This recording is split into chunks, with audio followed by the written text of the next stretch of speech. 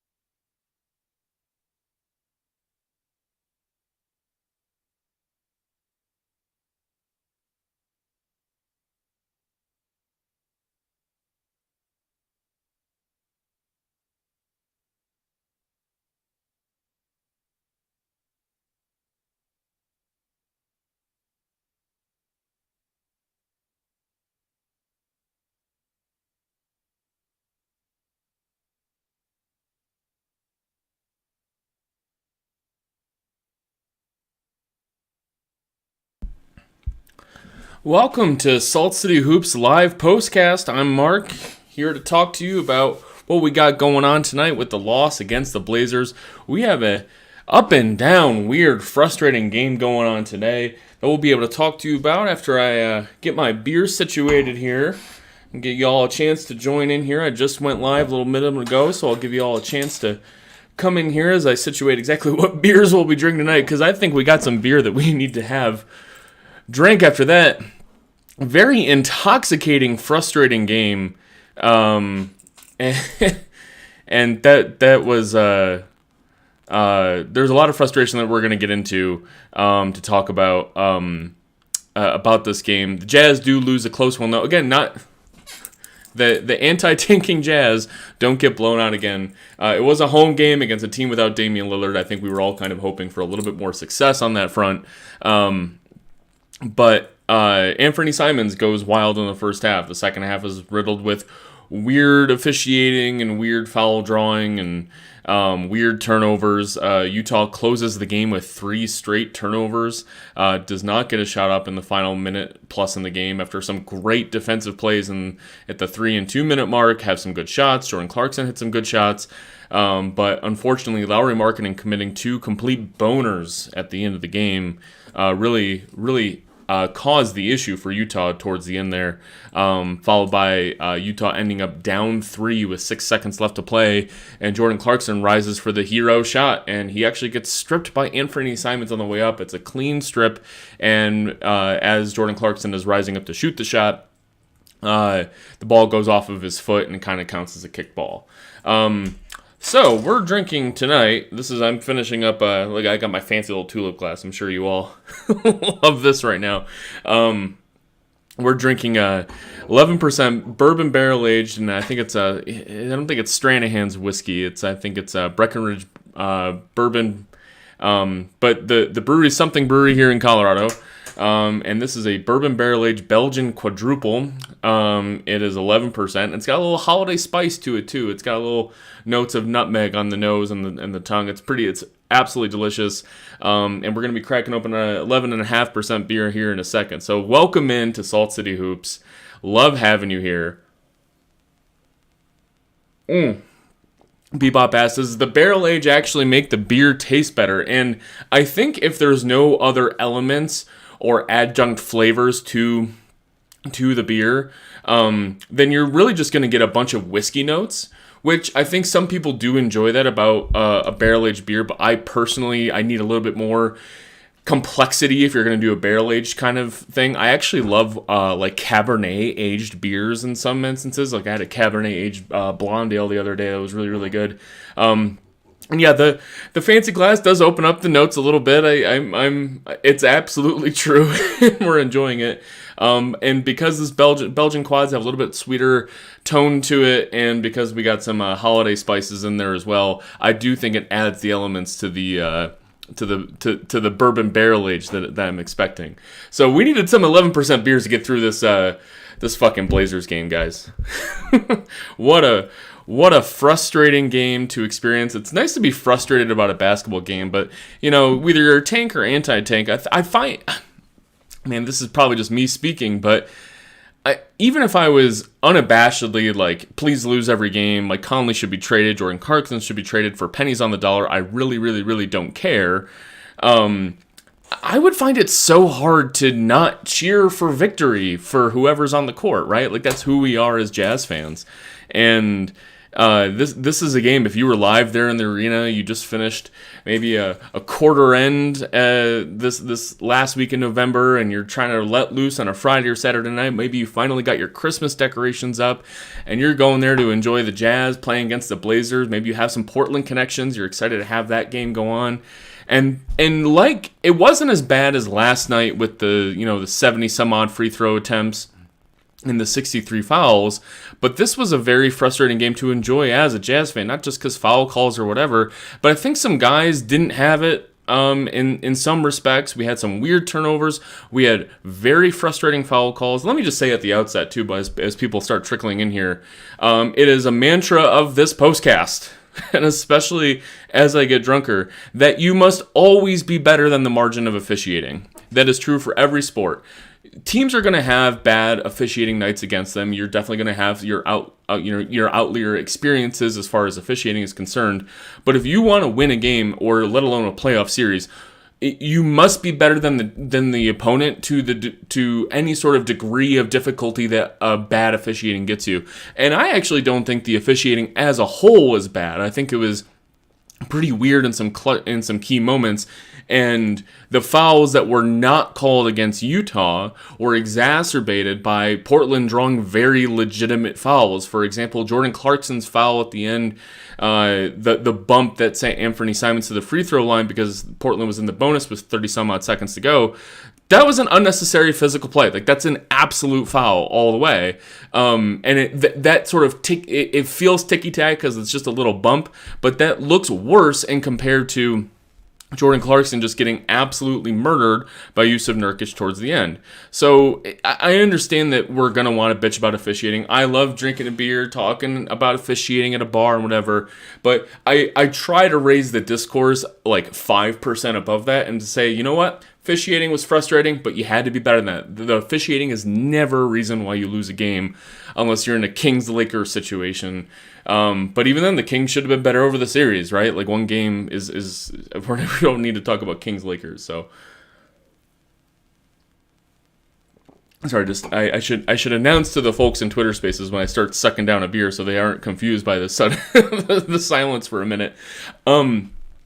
So let's do a little game recap here and talk about exactly why this game just felt frustrating to me as a fan, because I think Utah just left a lot of stuff on the court. Talk about the as far as box score stats are concerned, Portland in the first half was completely led by Anthony Simons. Anthony Simons sets a career high for points in a quarter. I think he had 23 points in the first quarter. And he added a few more buckets in the second quarter. The dude was completely gassed in the second half. And he ends up committing 7 turnovers. A few of those turnovers came in the second half. But he finishes with 45 points and 4 assists. And yes, so Anthony Simons slows down at the end of the game, and he's winded, and we're able to take advantage of that a little bit. And more accurately, Anthony Simons is unable to take advantage of Utah in the second half with Utah's poor defense.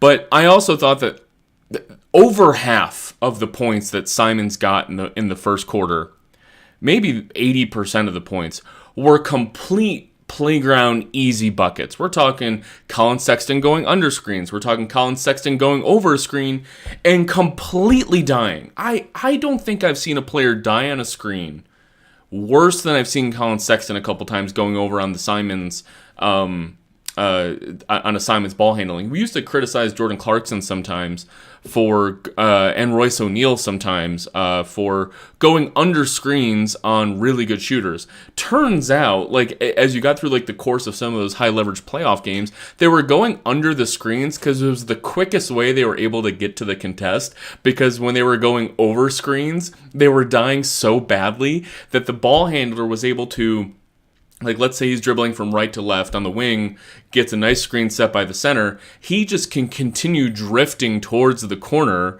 dribbling the ball, and ends up with a wide open shot, because even the guy who's guarding the roll man or whoever is guarding the screen setter, they don't want to drift that far away from the man setting the screen, right? Sure, maybe you want to go up to the level of the screen and challenge and make sure that guy, give the ball handling defender time to get back into the action, and so then you can retreat to the roll man or the screen setter. But when you die on a screen that badly, the man guarding the screen setter can't, unless you're running like an automatic switch situation, which Utah wasn't in a lot of these early game situations, they can't drift from the roll man that far away, right? And your defensive system is saying, no, stay on your roll man. We're telling a guy like Colin Sexton, go over the screen, get to Anthony Simons, stay on his back. The guy is getting crushed. And it's not just Sexton, it was a couple other defenders we had. So I started to appreciate in the starting in the second quarter, but definitely was very apparent in the third and fourth quarter, that Utah was just throwing random matchups at Simons, right? And not letting him get into a rhythm of like, okay, and especially maybe Chauncey Billups or Yusuf Nurkic as the screen setter. It was always just, it wasn't possession by possession, but it was like every 3 or 4 possessions, they would change up who was guarding him, right? It might be Jared Vanderbilt one possession. They might do all switching possession. So they were trying to switch it up to at least make, as a guy gets more tired, that the game isn't just like rote for him. And I thought that was a little interesting, and so you ended up more with the ball in Jeremy Grant's hands, who I thought was Portland's best player offensively, defensively. Jeremy Grant shoots 14 free throws today, and I'm sure a lot of Utah fans are complaining, like, Jeremy Grant is just living at the free throw line. How is he getting all these foul calls? Jeremy Grant, surprisingly, even though his shooting has not always been this good, he's always been a really good foul drawer. I think even in those weird years in Oklahoma City and Denver, when he was like this quaternary player who wasn't really relied on to do much of fucking anything, if you put the ball in his hands, he would draw fouls a lot. He's always had a good free throw rate for his position and his role. And it's interesting that ever since he went to Detroit, even with astronomically higher usage, the guy never stopped his free throw rate. So he's good at getting to the line. He was a great player today. Weirdly, 0 rebounds for Jeremy Grant, but I do think that he was phenomenal at setting up rebounds for all of his other players. He was boxing out 2 guys at once, allowing guys like Trendon Watford to get 14 rebounds today. Yusuf Nurkic gets 14 rebounds, 5 offensive rebounds today. And so it was Anthony Simons first half totally, but the Jazz, look, they have a good offense. It was a well-rounded offense in the first half.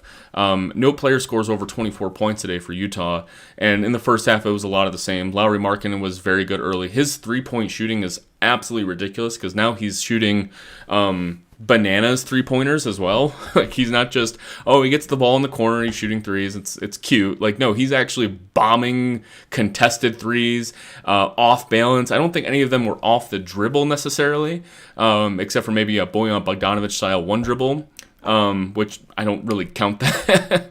But he's really off angle shooting. He's got a lot of confidence in it. He's got this, if you start really nailing into what these guys are and what they're going to be good at. He's got this weird hitch at the tail end of his shot that looks like he's really forcing the ball in there. But I'm not sure if that's, and it's especially notable if he starts shooting from 30 feet, 32 feet if he ever has to. He really is really aiming the ball in there. But it's, the only reason I bring that up is when you have that sort of a shooting motion that can be really hard to do off the dribble or on a contest if you have that little last half beat of taking time to get those threes off. But he demonstrated an ability to do that today, which I thought was really cool. Jared Vanderbilt, I think it has to be noted, with his 16.7 rebounds, 4 assists, 2 steals, 32 minutes for him, 0 fouls. 4 of 4 from 3. This was a weird Jared Vanderbilt game. And I loved watching him play today. I loved his defensive energy. And I thought especially when the Jazz weren't playing very good straight-up defense, I thought he changed the game in the third quarter, especially when he was playing as a little bit more chaos agent style defense. Lauri Markkanen ended up a little bit more of a chaos agent. Markkanen ends up with 3 steals today, and that really helped. And we got to mention the 4 of 4 from 3, right?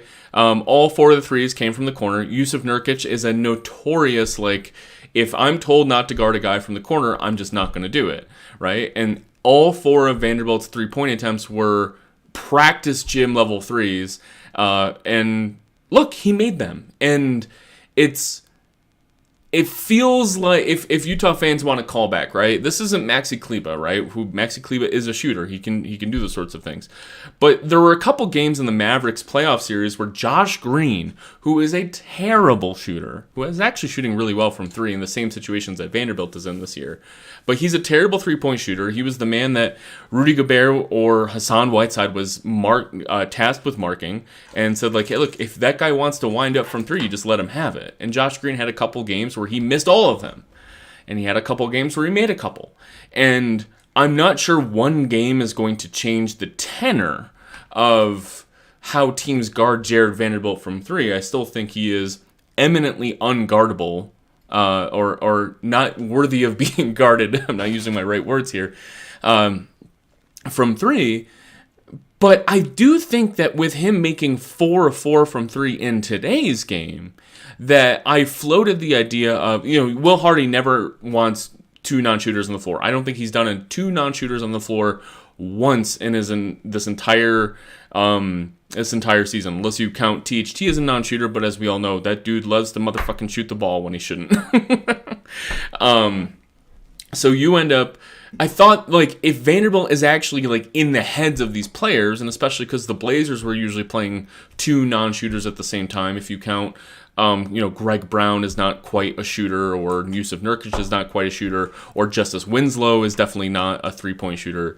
I thought we could get away with a Vanderbilt Kessler front court, right? You have Markkanen out there, because we were just getting absolutely crushed on the boards. and I thought that was a little frustrating. And I thought, okay, and Kelly Olynyk was a big reason for that. The backcourt I thought was a bigger issue today, as far as preventing rebounds. And I thought, okay, maybe a Markkanen, Vanderbilt, Kessler front court at some point can help with this rebounding issue and not really hurt the spacing too much. Especially because you had situations where you'd have Colin Sexton as the off-ball man just careening into the paint for no reason when somebody else had the ball on a useless cut that was just gumming up the paint anyways. So I don't think Utah's offensive spacing in the second half was particularly good, so I thought, all right, let's just help with the rebounding. Because for the second game in a row, Walker Kessler was great. I have absolutely zero issues with him. He was a minus 10 today, but I do think that all three of his blocks were wildly impressive blocks. Again, a perfect 4-4 from the field. He's not taking any difficult shots, but he's also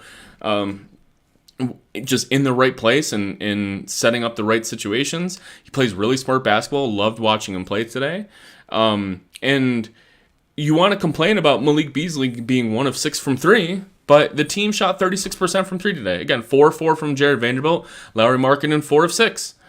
And with Markkanen with a couple tough shots. Colin Sexton's 2 of 4. And yeah, sure, you want Fontecchio to make 1 of his 2-3 attempts. You want Malik Beasley to shoot more than 1 of 6. Jordan Clarkson's 1 of 9 from 3. You want him to do a little bit more than that. But overall, you just can't complain about 13 of 36 on most occasions. Held the Blazers to 25 three-point attempts, 12 of them by Simons. I think that's just overall solid defense. And they shot 40% from 3 and 48% from the field. I don't have a necessary problem with the shooting profile of Portland. Again, I have a problem with the possession game. And while this game ends up fairly even as far as like number of possessions, with the teams were tied in turnovers at 13 apiece, and Utah had 10 offensive rebounds of their own, but giving up 12 offensive rebounds, which is, I don't think in the scheme of everything is that bad. I think it was that's pretty average as far as percentage goes. So it's a marked improvement from where Utah has been, but game to game, you got to rely on a little bit of eye test, and the style of offensive rebounds that were being given up today were of the more infuriating variety. I think a lot of the bad Utah offense or bad defensive rebounding has been a lot of a little unlucky, right? We're not putting the greatest rebounders out there, but I think a lot of balls have been kicked in ways that, like, there's no Utah players in the vicinity, and I don't know if that needs to be coached differently as like where players need to stand on shot attempts, or if the backcourt's being trained to just like run up ahead. Like, if once there's a shot attempt, don't try to box out your man, just go try to get a transition bucket off of the rebound that one of our other players get. I'm not sure what the coaching point's there, but I haven't really been frustrated or mad about the offensive rebounding situation until tonight. I really felt that there was a lack of energy in certain instances. There was one defensive rebound where Olynyk, it kind of got barely outside of his reach, which should have been a rebound by Olynyk anyways, right? The guy has no vertical at this point.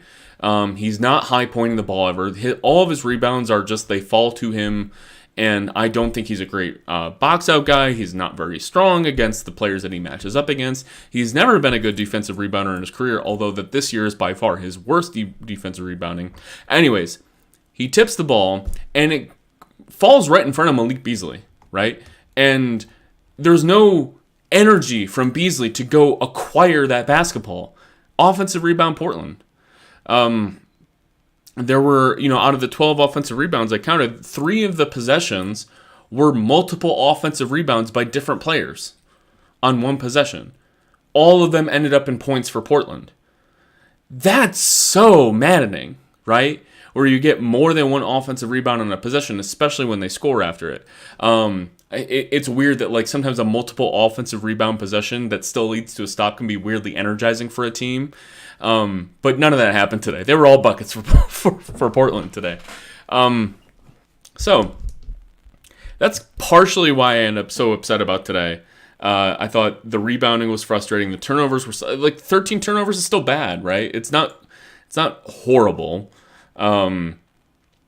It's and based on the number of possessions, it's actually fairly good based on the number of possessions they had. But the end of the game, it's not about how many turnovers sometimes, it's about the critical level of when those turnovers occur. And Utah finishes the game with 3 straight non-shooting possessions. So after some great defense on one end, ball ends up in Lauri Markkanen's hand around the half-court line. Kelly Olynyk got popped in the chin on the defensive possession, so he starts sauntering up the court. And right as Olynyk is going to cross the timeline, Lauri Markkanen has picked up his dribble, and he's about to throw it to Olynyk, but because he notices that Olynyk isn't actually looking for the basketball, Lauri Markkanen stops his pass mid-motion, and he throws it in the backcourt. And that's a backcourt violation. Ensuing possession, Lauri Markkanen ends up going isolation against Jusuf Nurkic. Not from the top of the key, but from the right wing. And he got a little arm bar, and maybe that was a foul, and that should have been called. But Lauri Markkanen just straight up lost his dribble out of bounds. The entire genesis of that play, I'm not sure Lauri Markkanen in isolation against Jusuf Nurkic with 12, 14, 15 seconds left on the shot clock is exactly the play I would call, especially if you have Colin Sexton and Jordan Clarkson there to set you up. By the way, this is going to be the 15th consecutive postcast that I'm going to mention that Lauri Markkanen is a dependent threat, and I still have a cap on his ceiling of potential because of that. And this is a great example why, right? Tries to go against a pretty good defender in Jusuf Nurkic as far as big man to big man play, and he dribbles it out of bounds. I'm not trusting Lauri Markkanen to end games for Utah as a game-winning dude, unless somebody else is setting him up, right? He's Bojan Bogdanovic, but way, way better, right? But as far as skill set's concerned, you never, you could trust Bogdanovic against certain matchups and smaller players, and we certainly saw a lot of it from Markkanen in Eurobasket this summer.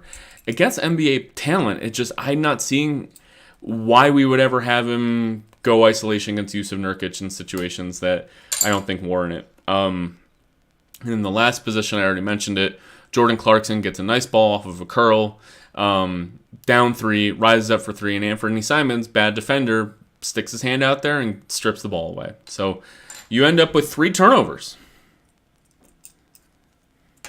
at the end of the game, which is 3 of the Utah's 13 turnovers to end this one. So I'm going to take a couple sips of this 11% beer here. This is, as I mentioned, this was this Holiday Spice Bourbon Barrel Aged Belgian Quad 11%. I'm going to finish this one, let you guys ask some questions here if you'd like. And I'm going to pop open another one, which is not an 11% Belgian Quad. It's an 11.5% Bourbon Barrel Aged Wee Heavy. It's called With the Devil. It's the name of the beer. So finish off that one. Let's open up this next one here. Happy to have you all here today. Questions in the chat says from Bebop says, what do the Jazz and Lauri need to do to get him more touches at the end of games? He's used more to finishing plays, but feels like he should have a few more isolation opportunities. This is kind of exactly what I was just saying, and it's a coincidental question that we just had as far as should Lauri Markkanen be the guy getting the ball at the end of the game? I think I really would love Lauri Markkanen to get the ball and take anybody in isolation if it's a good matchup for him. I do think he's got the skills and the talent to do so. I'm just not sitting there being like, all right, Lauri Markkanen against the world. I don't care who he's going up against. I think he's going to get a bucket there. And I'm sorry, I'm just not thrilled with the idea of Lauri Markkanen taking on Jusuf Nurkic at the end of the game. I think maybe you have some room for a Lauri Markkanen, maybe step back 3 situation, but I don't think he's got a really good step back 3 shooting form that I would really trust. I like his mid-range fadeaway. I think is pretty good. Maybe you can get Nurkic on his back feet a little bit and hit a mid-range. We've seen Markkanen do that a few times this year. But that's a real tough shot to have in high-leverage situations. I'd much rather just plunk the ball over to Jordan Clarkson and let that happen. I do think defenses are more willing to switch at the end of games, and so you do end up with... And we're so used to having the ball handler be the man that takes advantage of those switches, right? The ball handler gets a poor defender on him or gets a big man on him. Joe Johnson against Jamal Crawford, right? And you're used to that being the situation where you trust the ball handler in those situations. And being a team that's employed Rudy Gobert over the past umpteenth seasons, you really don't want the big man taking on their smaller man in a mismatch. But what if Lauri Markkanen can be that guy, right? And I think this leads into the broader point that I would love some comments on as far as from anybody, is this season isn't about wins and losses.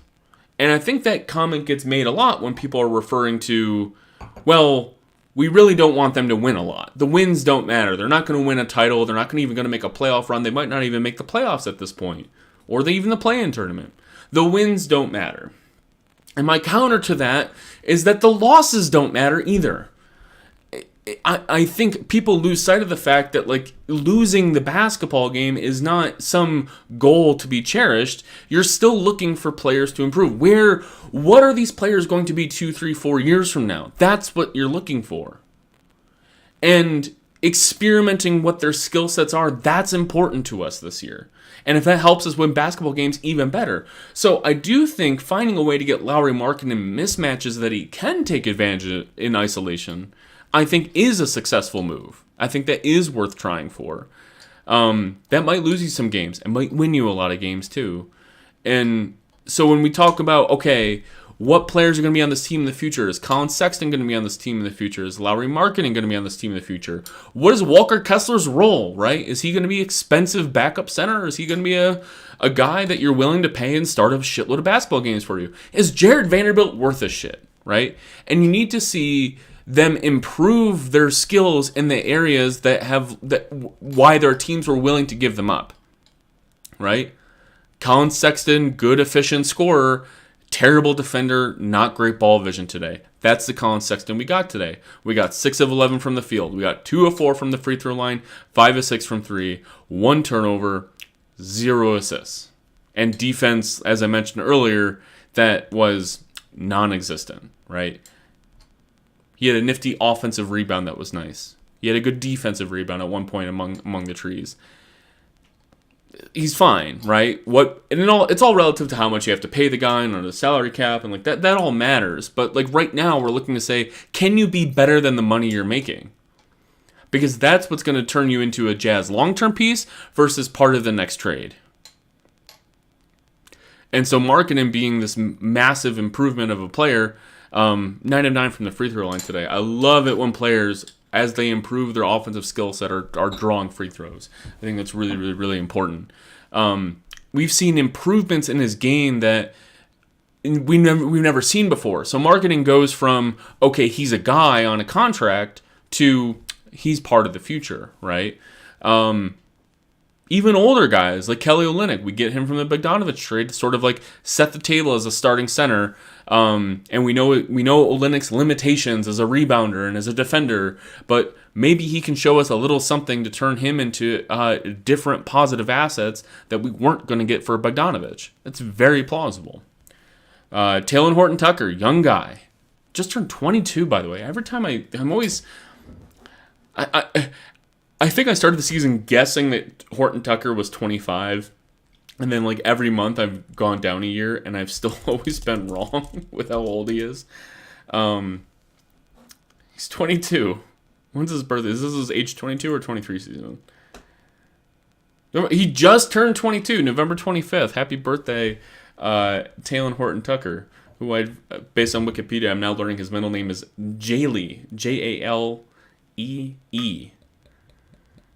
Sorry, pouring this 11.5% wee heavy. Yes, I have my fancy glass. Look, man, you'll have several nights catching me just sucking down Coors Lights, but this is a Saturday night. We're going to have some fun here. I haven't had this beer yet, so I'm very excited. So, when it comes to these young players, as far as like winning or losing, I want them to expand upon the skills that they just did not have in their prior stops.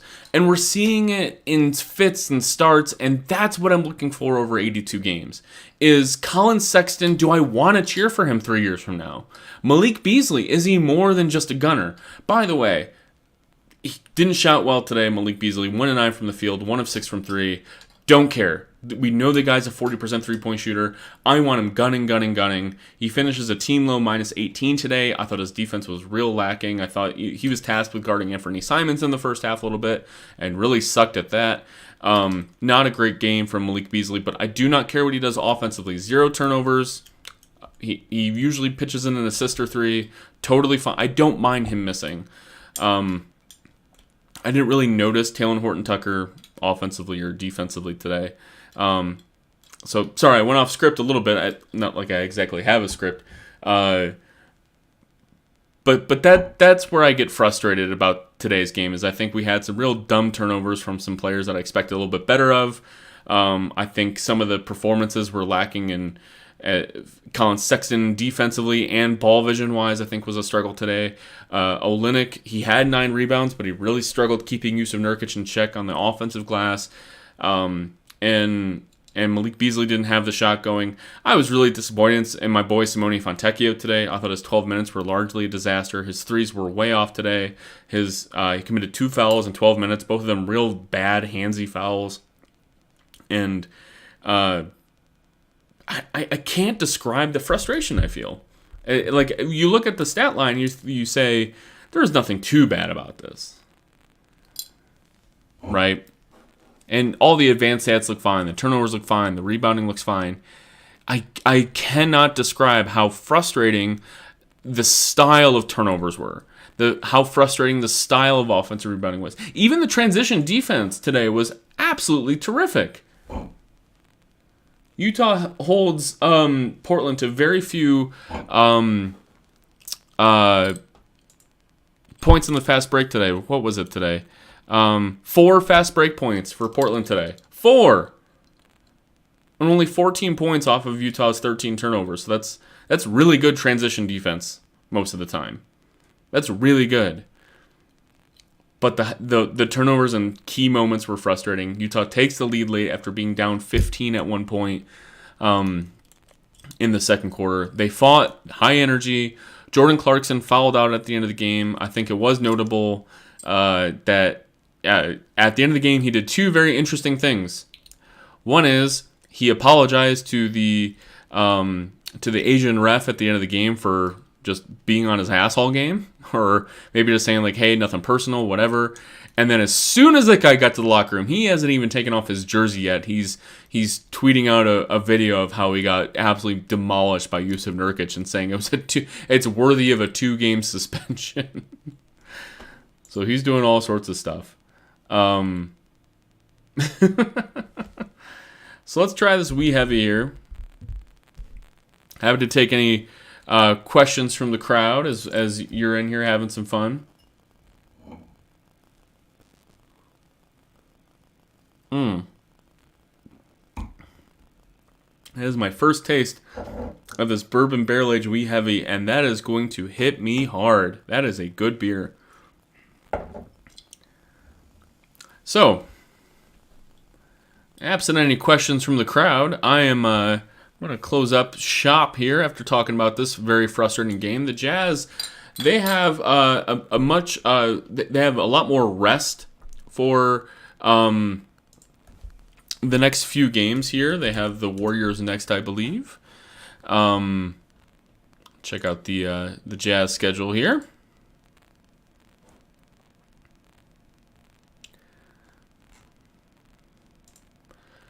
So we got the Warriors at home on December 7th. That'll be, was that 2? Wow, we got 3 days off of Jazz basketball. So that'll be Wednesday night against Golden State. So the Jazz get a nice long break. They're going to need it to chase around the Golden State offense a little bit. Golden State's depth is still not great, right? We know Steph Curry, we know Klay Thompson, who's still not having a great defensive season, by the way. But that team is smart. They play hard. Wiggins scored 36 points against the Rockets recently. And so, Golden State's going to bring it. And then we get a homecoming. The first of our many, many, many homecomings or I should say second. We did have Bojan Bogdanovic the other day from Detroit in inbound, but we got Rudy Gobert and the Minnesota Timberwolves, the struggling Minnesota Timberwolves, in town on Friday night with the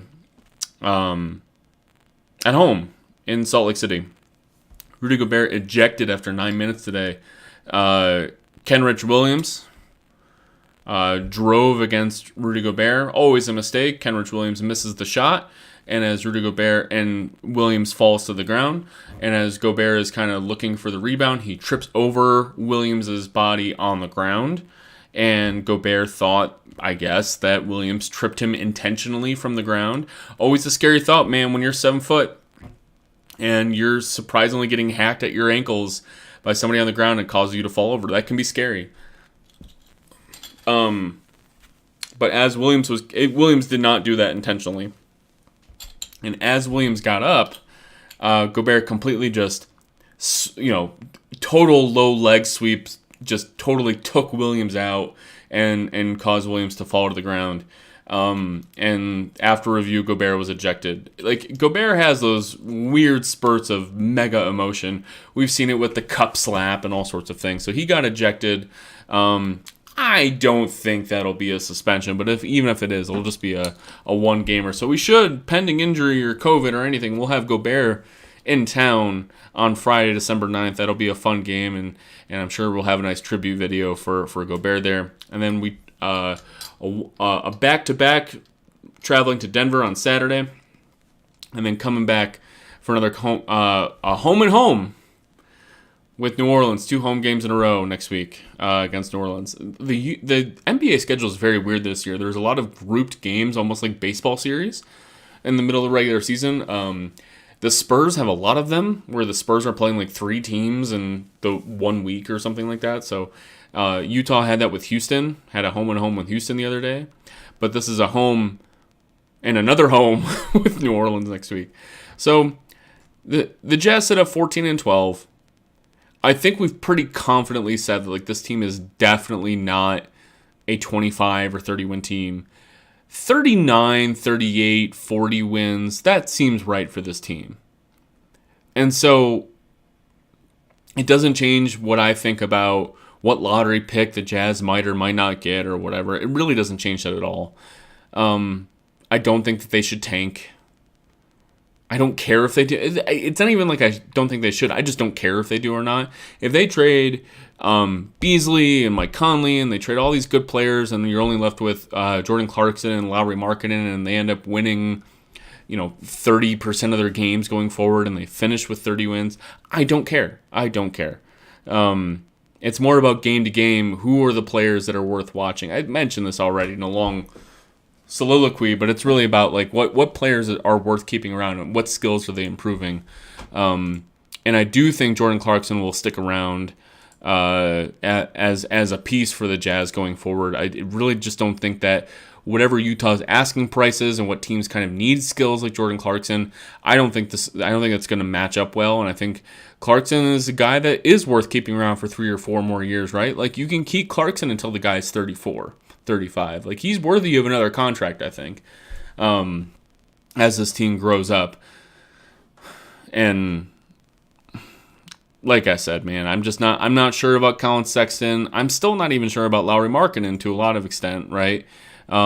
Because you need someone who can play alongside Markkanen to be that premier ball handler, to really unlock how good the overall Utah offense can be. He's good. He's a lot better than what we thought, and it's worth sticking around for a little while. I love for Vanderbilt to be a little bit better defender. I love for him to be a better rebounder than he's shown. And from there, Malik Beasley is really like this time in Utah. He's a great gunner. He's a great guy to have around. It all depends on how much he costs. So this will be interesting when we have 3 games of rest then following, and then playing the Warriors on Wednesday. I ran out of things to complain about with this team. I was very frustrated with some of the turnovers at the end. The offensive rebounding drove me nuts, as it does every game. But statistically, the team actually improved in those areas. So I'm completely okay with how it looks. How it looks statistically. I just think we had no answer for Anthony Simons, and the defense on he and Jeremy Grant was very frustrating until Simons got tired and just kind of limited what we could do, limited what Portland could do, I should say, and I feel like this was a winnable game.